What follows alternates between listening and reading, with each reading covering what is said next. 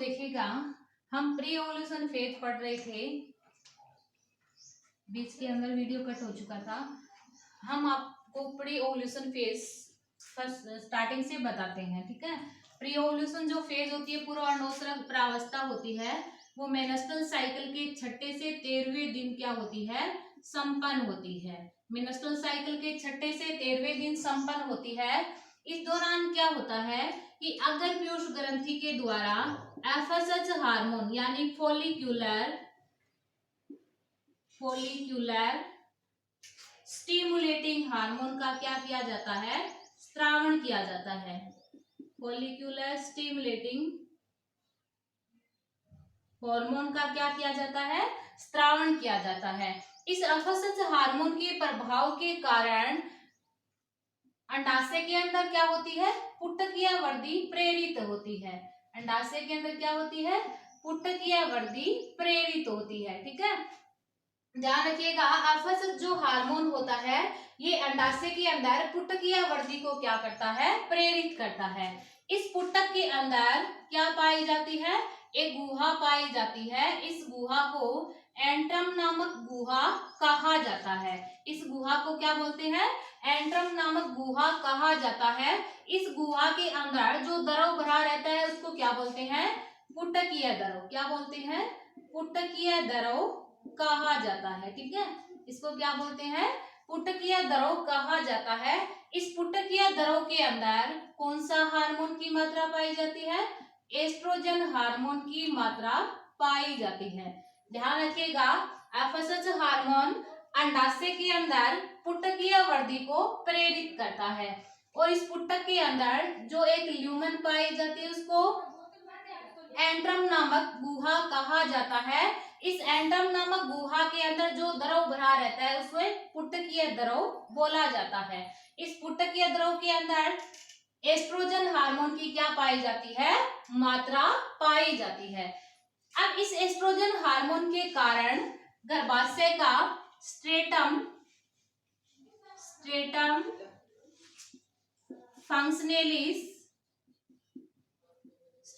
फंक्शनलिस जो लेयर होती है उसका वापस से निर्माण प्रारंभ हो जाता है। यानी एस्ट्रोजन हार्मोन के प्रभाव के कारण गर्भाशय की स्ट्रेटम फंक्शनलिस जो लेयर होती है उसका वापस से निर्माण प्रारंभ हो जाता है। कौन सी लेयर का, स्ट्रेटम फंक्शनलिस लेयर का वापस से निर्माण प्रारंभ हो जाता है और इसी के साथ फैलोपियन ट्यूब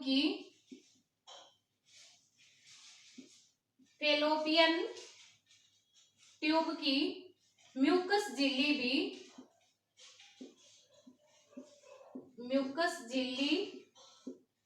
का निर्माण भी वापस से क्या हो जाता है, प्रारंभ हो जाता है। ये सारे के सारे परिवर्तन किसके कारण संपन्न होते हैं, एस्ट्रोजन हार्मोन के प्रभाव के कारण संपन्न होते हैं। इसी के साथ प्री ओवुलेशन फेज कंप्लीट होती है। आगे हम बात करते हैं किसकी, ओवुलेशन फेज। किसकी बात करते हैं, ओवुलेशन फेज की। तो ओवुलेशन फेज क्या होती है वो देखिएगा।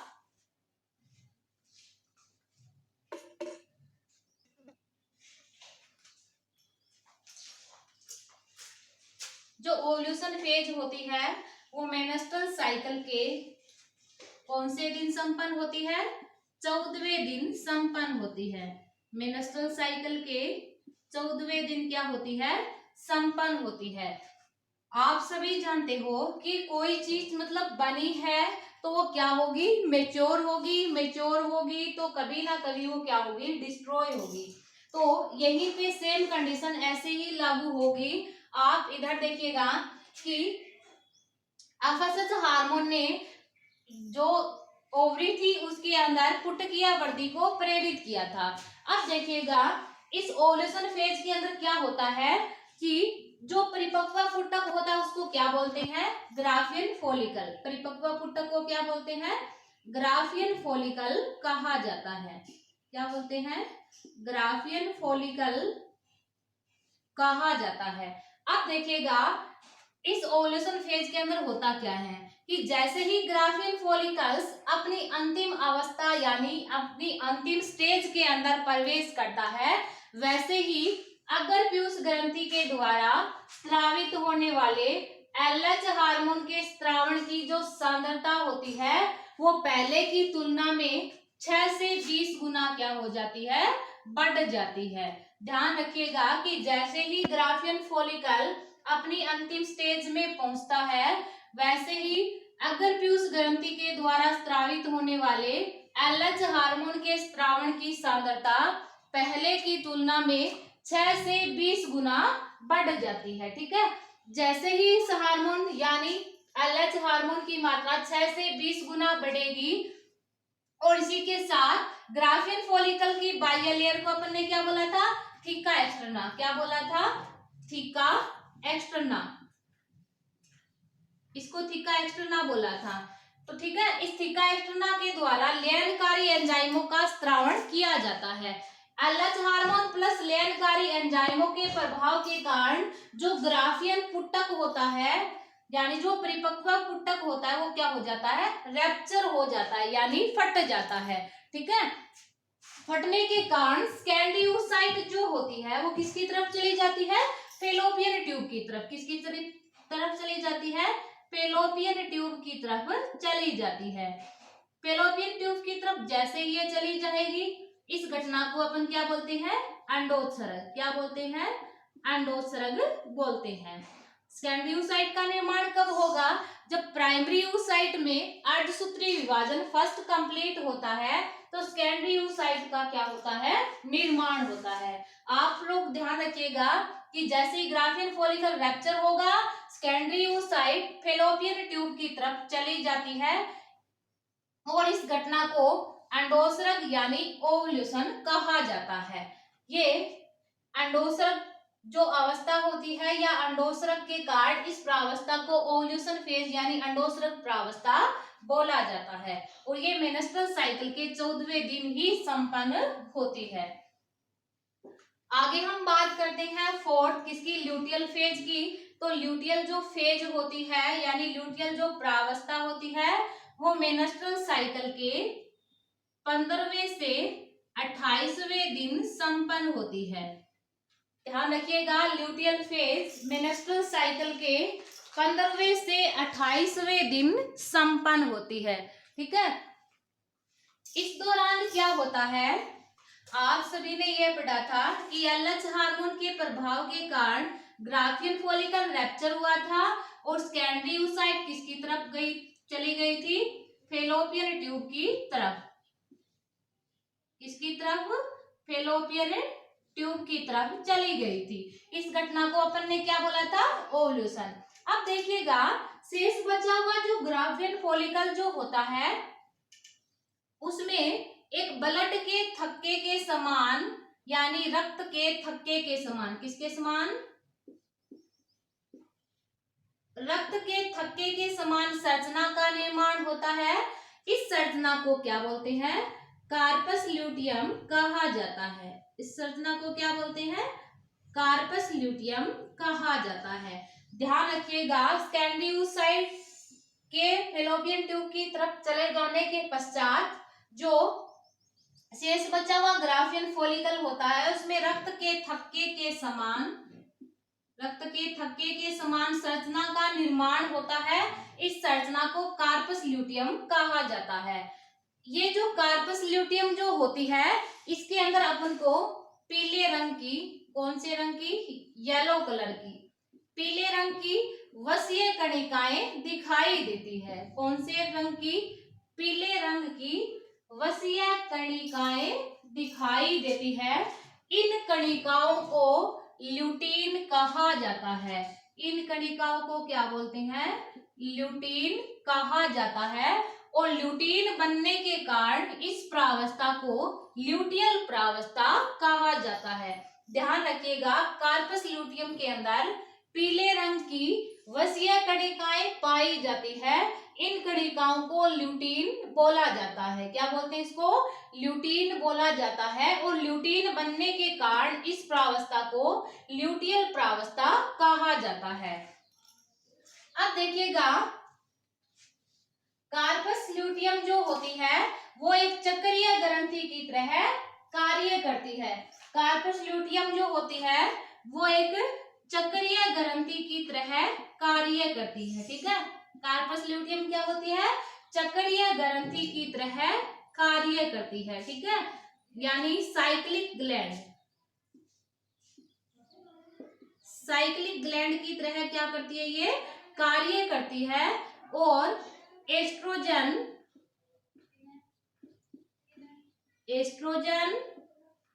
और प्रोजेस्टेरोन,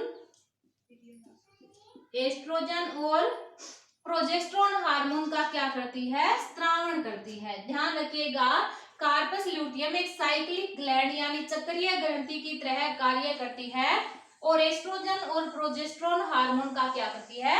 स्त्रावण करती है। ये जो दोनों ही हार्मोन होते हैं ये इस कार्पस ल्यूटियम को बनाए रखने का क्या करते हैं? कार्य करते हैं। एस्ट्रोजन प्रोजेस्टेरोन हार्मोन होते हैं वो क्या करते हैं?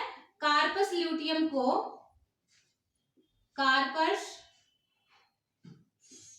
ल्यूटियम को बनाए रखने का क्या करते हैं?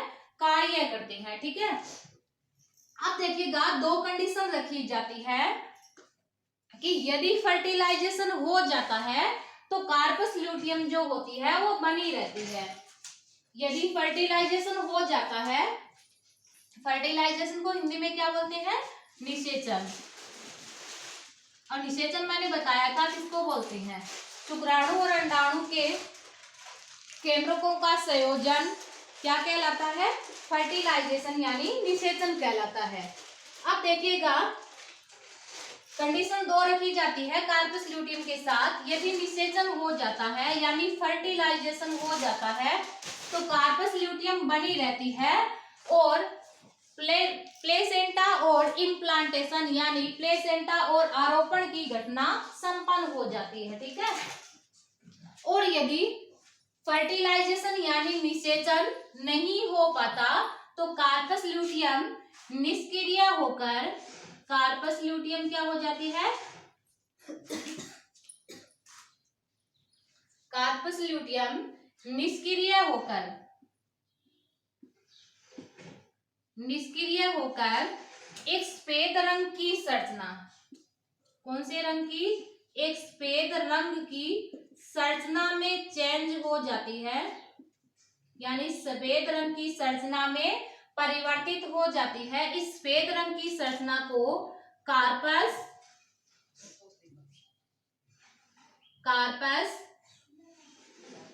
एल्बिकन्स कहा जाता है। ध्यान रखिएगा, फर्टिलाइजेशन नहीं होगा तो कार्पस ल्यूटियम निष्क्रिय हो जाती है और एक सफेद रंग की संरचना में बदल जाती है। इस सफेद रंग की संरचना को कार्पस एल्बिकन्स कहा जाता है। जैसे ही कार्पस ल्यूटियम कार्पस एल्बिकन्स में परिवर्तित होगी, एस्ट्रोजन और प्रोजेस्टेरोन हार्मोन की मात्रा कम हो जाती है। एस्ट्रोजन और प्रोजेस्टेरोन हार्मोन की मात्रा कम होने के कारण नया मेनस्ट्रल साइकिल यानी नया रज चक्र क्या हो जाता है? प्रारंभ हो जाता है। इसी के साथ मेनस्ट्रल साइकिल क्या होता है? कंप्लीट होता है।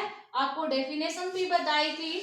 और मेनस्ट्रल साइकिल की 4 अवस्थाएं हैं आपके सामने। फर्स्ट ब्लड सिक्रेटरी या सीजनल फेज, जिसको क्या बोल सकते हो आप?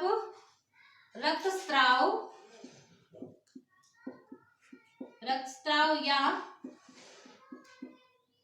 ऋतुस्राव प्रावस्था। ठीक है, सेकंड प्री ओव्यूलेशन फेज जिसको पूर्व अंडोत्सर्ग प्रावस्था बोला था।